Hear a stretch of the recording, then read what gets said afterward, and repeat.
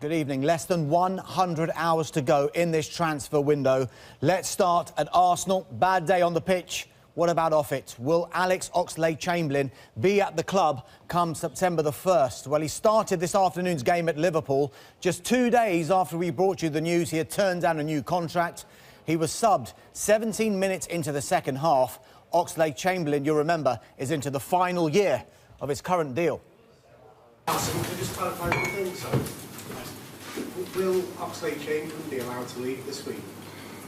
That's a kind of question I can answer after a game like that. I think we are focused on the game. What will happen on the transfer market in the next 3-4 days, I don't know. Could be such an eventful few days at the Emirates, couldn't it? Now, staying with Arsenal, and another player who is into the last 12 months of his contract, Alexis Sanchez, also started at Anfield. That was his first appearance of the season. He too went off at the same time as Oxlade-Chamberlain. Now, one man who didn't start was the defender Shkodran Mustafi. He was an unused substitute today. Inter Milan want the German international on loan with an option to buy. Sky in Italy are claiming Mustafi has agreed to join them. Wenger was asked if Mustafi would remain at the club, and he gave a similar response to when he was asked about Oxlade-Chamberlain. It's simply an answer he cannot give after a defeat like the one they suffered at Anfield. Now, staying with Arsenal and forward, Lucas Perez remains at the club for now, but there's still an expectation his return to Deportivo La Coruña will be completed before Thursday. Deportivo boss Pepe Mel says he's been told by the club's president that Perez will be joining. Now, defender Kieran Gibbs, well, he could be on his way out soon as well. Talks are continuing over personal terms after Watford agreed a fee with Arsenal. I'm told there's still some work to do on this one before any deal can be finalised. There could be 1 in and 2 out at Watford. They are listening to offers for winger Isaac Success, with Hull City his likely destination. Success, you'll remember, joined Watford from Granada for a then club record £12.5 million. Now, another departure at Watford could be Jerome Sinclair. Talks continue with Sheffield United over a loan move, though we are told a few other Championship clubs are interested. To the latest on the saga that is Diego Costa, Chelsea have said today nothing has changed in his situation, but could today's opponents provide a solution? Everton boss Ronald Koeman wants a striker. What chance Costa coming to Goodison Park? No, but I don't speak about names, about players. It's the media who's talking about Costa or other players. We are looking and we do our job, and hopefully we will arrange it for next week. I think Koeman wants Costa. Just throw it out there. What about departures at Everton? Could Kevin Morales' days at the club be numbered? He was not in the 18-man squad today and has just played 13 minutes in the league this season. Morales was out because he is struggling to deal with moments in a season and with disappointments. And everybody can be disappointed, but I expect from everybody to be part of the team. And if somebody is showing that he's disappointed and his attitude is not the same, then I make decisions. Is he on his way out? Sorry? Is he on his way out? I don't know. He doesn't know. What about Ross Barkley? Well, we know that Chelsea and Tottenham are interested, and it may have been a good time for talks at Stamford Bridge today. But Koeman hasn't ruled out Barkley staying, as he confirmed there are still no offers on the table for him. Now, another potential arrival at Chelsea is Leicester's Danny Drinkwater. Injury has prevented the midfielder from featuring at all this season. He's been a long-term target for Chelsea, and it's thought he is valued at £40 million. We understand Drinkwater would like to move to Stamford Bridge. From a Leicester player who hasn't played this season to one who has completed 90 minutes in every Premier League game so far. Manager Craig Shakespeare says there's no news at present on winger Riyad Mahrez. Mahrez handed in a transfer request 12 weeks ago, and only Roma have come in for him. His preference is to stay in the Premier League. Staying with Leicester City, and could the forward Islam Slimani be on the move? Last week, Watford boss Marco Silva said he was interested. We're told today Monaco are expected to make an offer for the player, but that offer is dependent on one very big factor indeed. And that big factor His name is Kylian Mbappe. Monaco will go in for Slimani once they finalise the sale of Mbappe to Paris Saint-Germain. This one is complicated, though, given financial fair play rules. Mbappe could join on loan first with an agreement to buy next summer. The fee being discussed is £140 million. To Liverpool we go now. Big win over Arsenal today, and all achieved without you-know-who, Philippe Coutinho. The Brazilian still wants to go to Barcelona. Barcelona still wants him. Liverpool, though, are still standing firm. Coutinho is not for sale. Let's see if Barca go back in one more time before the window closes. The transfer window closes this week. The club have been very clear. Are you absolutely confident by the time the window shuts, nothing will have changed and he will still be your player? After a game like this, I'm very confident, but it's not about confidence in this situation. It's about what the owner said. In this moment, he's not available for us. But how you can imagine, if he would have been part of this game, probably would have not been worse. Learnt that they have pulled out of a deal to sign Sporting Lisbon midfielder William Carvalho. West Ham decided to walk away after Sporting refused to lower their £40 million valuation. West Ham also have concerns about Carvalho's fitness. Now, a senior source at the club said he just got too expensive and you have to say no sometimes.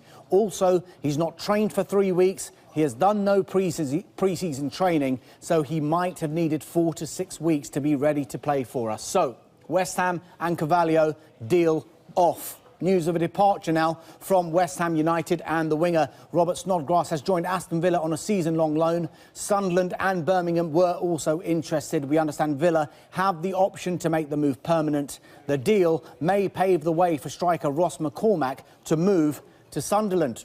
To the soap opera now, that is Diego Costa. The striker is still striking. Costa is still in Brazil and he's still refusing to come back to Chelsea. He's still, though, getting picked to play with his mates. These are the pictures of Costa out in Brazil. He only wants to return to Atletico Madrid, but they don't want to pay the £50 million asking price. And what's more, they are banned from registering players until January. One player who isn't training still is Diego Costa. What's the latest situation there?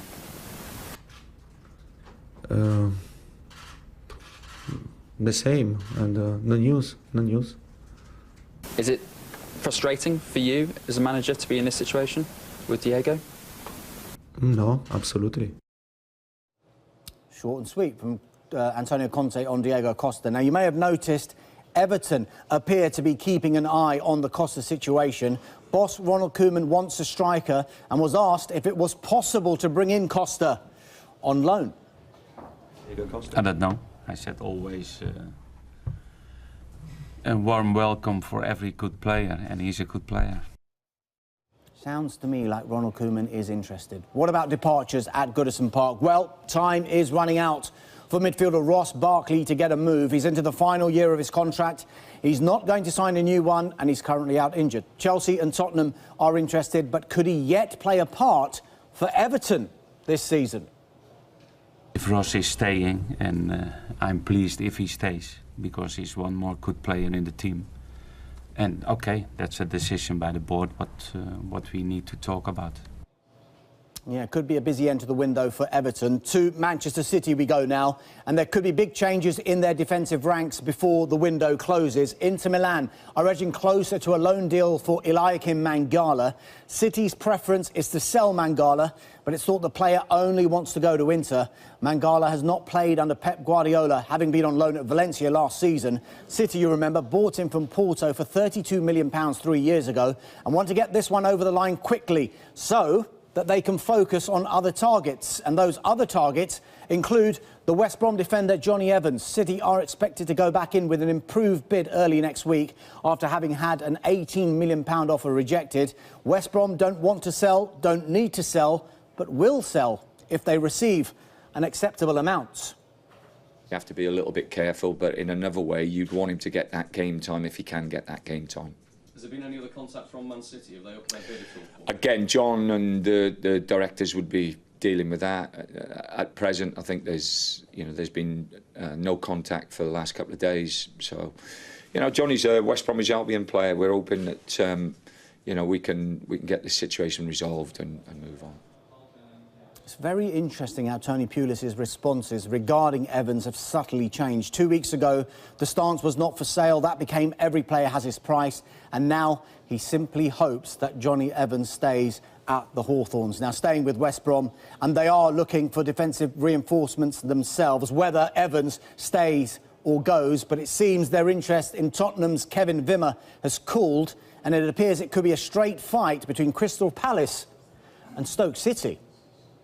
They made an inquiry, that's my understanding. We'll wait and see in terms of the response to that. But as we stand, obviously he's a Tottenham player and they dictate what they feel they need to happen in terms of his future, and obviously the player has a view on that as well.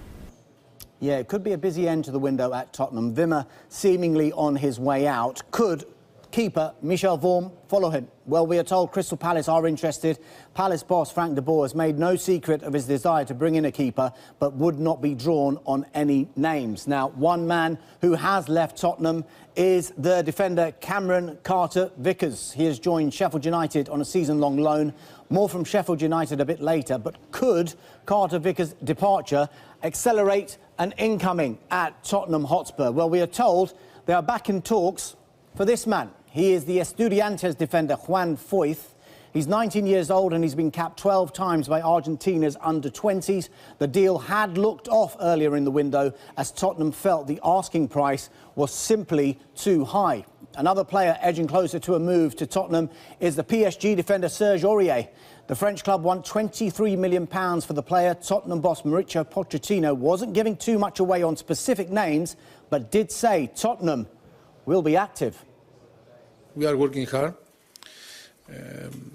yes, to try to strengthen the squad, to bring a few players more, and yes, big effort from our chairman Daniel and Steve, our chief scout, trying to find the right profile. Yes, we are working hard, big effort from the club to trying to strengthen our squad. I said 4 players before. Okay, 1 keeper plus 4.